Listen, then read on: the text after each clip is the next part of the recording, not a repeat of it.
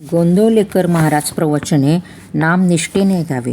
नाम श्रद्धेने घेणे म्हणजे काय, तर आपल्या गुरुने किंवा ज्याच्याबद्दल आपली पूज्य भावना असते अशा व्यक्तीने सांगितले म्हणून घेणे. अशा श्रद्धेने नाम घेणाऱ्याला मनात शंका येत नाही. ही स्थिती फार भाग्याची व तितकीच दुर्मिळ.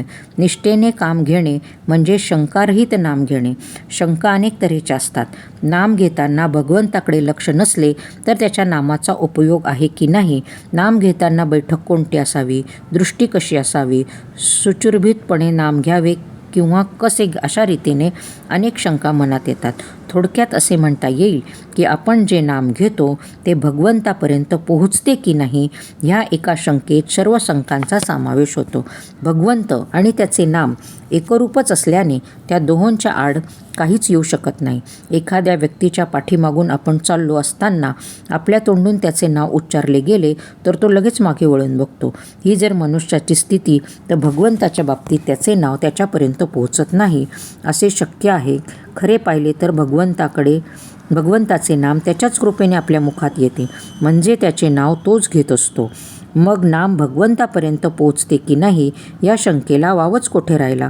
समजा 2 माणसे जेवायला बसली, त्यातल्या एकाच्या मनात काही विचार घोळत असून त्याचे जेवणाकडे लक्ष नव्हते, पण हाताने तोंडात एक एक घास घालण्याचे काम चालू होते. दुसरा इसम मात्र लक्षपूर्वक जेवण जेवत होता. दोघेही जेवून उठले.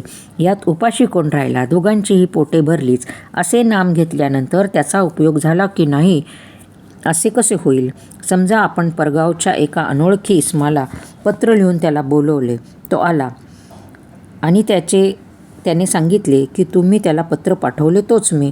तर त्याच्या वचनावर विश्वास ठेवून आपण त्याला जवळ करतो.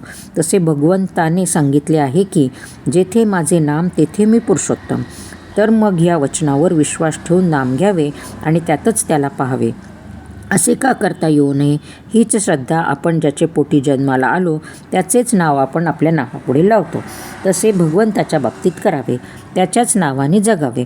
म्हणजे माझा सर्व करता रक्षिता तो एकच असून त्याच्याशिवाय माझे या जगात दुसरे कोणीही नाही, या भावनेने राहावे.